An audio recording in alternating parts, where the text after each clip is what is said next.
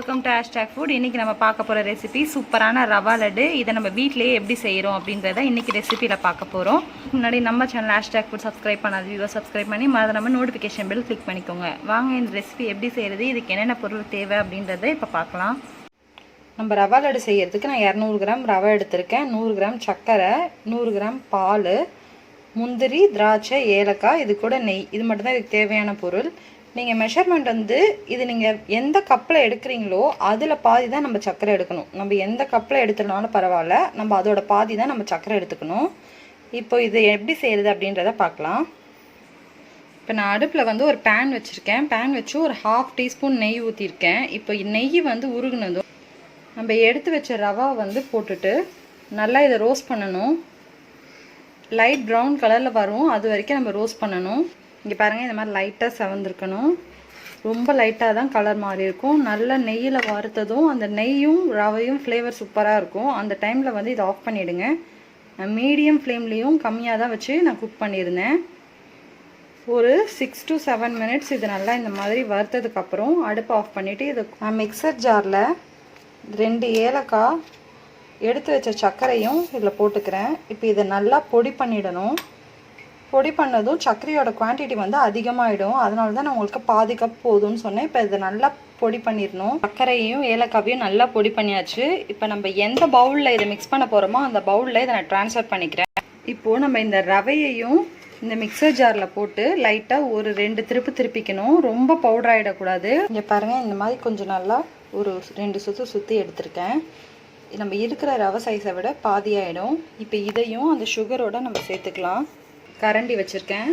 இப்போ இந்த கரண்டி வந்து சூடானதும் நம்ம நெய் சேர்த்துக்கலாம்.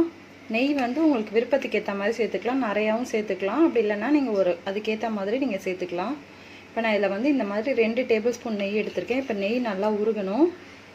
இப்போ நெய் உருகிருச்சு. இப்போது நம்ம திராட்சை, முந்திரிலாம் எடுத்து வச்சுருக்கோம்ல, அதெல்லாம் இப்போ இதில் சேர்த்துக்கலாம். ஃபஸ்ட்டு முந்திரி சேர்த்துக்கோங்க. ஏன்னா திராட்சை வந்து டக்குன்னு உப்பி வந்துடும். அதனால் ஃபஸ்ட்டு முந்திரி சேர்த்து கொஞ்சம் நல்லா செவக்க வறுத்துக்கணும். இந்த மாதிரி லைட்டாக செவந்ததும் திராட்சை நம்ம சேர்த்துக்கலாம். இந்த மாதிரி லைட்டாக முந்திரி செவந்ததும் நம்ம திராட்சை சேர்த்துக்கலாம். அப்போ தான் திராட்சை பொங்கி வரும்போது முந்திரி கொஞ்சம் நல்லா செவந்திருக்கும். நீங்கள் ரொம்ப செவந்ததுக்கப்புறம் சேர்த்துட்டிங்கன்னா தீஞ்சு போன மாதிரி ஆகிடும். இங்கே பாருங்கள், இப்போ நல்லா உப்பிடுச்சு. நம்ம ஏற்கனவே எடுத்து வச்சுருந்த அந்த பவுலில் நம்ம சேர்த்துக்கலாம். இப்போ இதெல்லாம் நல்லா ஈவனாக மிக்ஸ் பண்ணிக்கோங்க ஃபஸ்ட்டு. இங்கே பாருங்கள், இப்போ நம்ம ஃபஸ்ட்டு அந்த எல்லாத்தையும் நல்லா ஈவனாக மிக்ஸ் பண்ணிக்கணும். அந்த சர்க்கரை, நெய், அப்புறம் முந்திரி, திராட்சை, ரவை எல்லாம் நல்லா ஃபைனாக மிக்ஸ் ஆகிடணும்.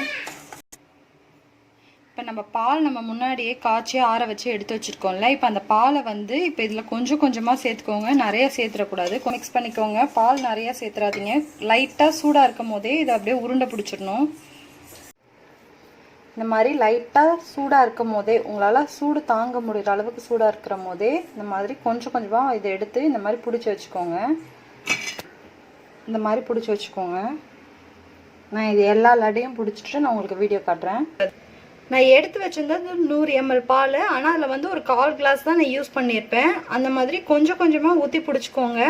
பிடிக்க வரல, ரொம்ப உதிரியாக இருக்குன்னா லைட்டாக பால் தெளித்து நம்ம பிடிக்கணும். நம்ம லட்டு பிடிக்கும் போதே ரொம்ப அப்படியே ஃப்ளேவர் சூப்பராக இருக்கும். இதே மாதிரி நீங்களும் உங்கள் வீட்டில் ட்ரை பண்ணி பாருங்கள். இதில் இன்னும் ஒன்று எக்ஸ்ட்ராவாக நீங்கள் தேங்காய் ஆட் பண்ணிக்கலாம். தேங்காய் விருப்பப்படுறவங்க நம்ம வந்து ரவையை வறுக்கிறோம்ல, அது ரவை எடுத்துட்டு மறுபடியும் கொஞ்சோண்டு நெய் சேர்த்து துருவி வச்ச தேங்காவை போட்டு நல்லா ரோஸ்ட் பண்ணிடணும். ரோஸ்ட் பண்ணிவிட்டு அதையும் இது கூட சேர்த்துட்டு இந்த மாதிரி லட்டாக பிடிச்சிக்கலாம். ஆனால் அது வந்து ரொம்ப நாள் ஸ்டே ஆகாது. நீங்கள் அதை இமீடியட்டாக காலி பண்ணிடணும். நம்ம இப்போ தேங்காய் போட்டு பிடிச்சோன்னா அது ஒரு 2-3 நாளில் காலி பண்ணிடணும். நம்ம இப்போ தேங்காய் போடாதனால இது 1 வீக் வரைக்கும் நம்ம ஸ்டோர் பண்ணி நம்ம சாப்பிட்டுக்கலாம்.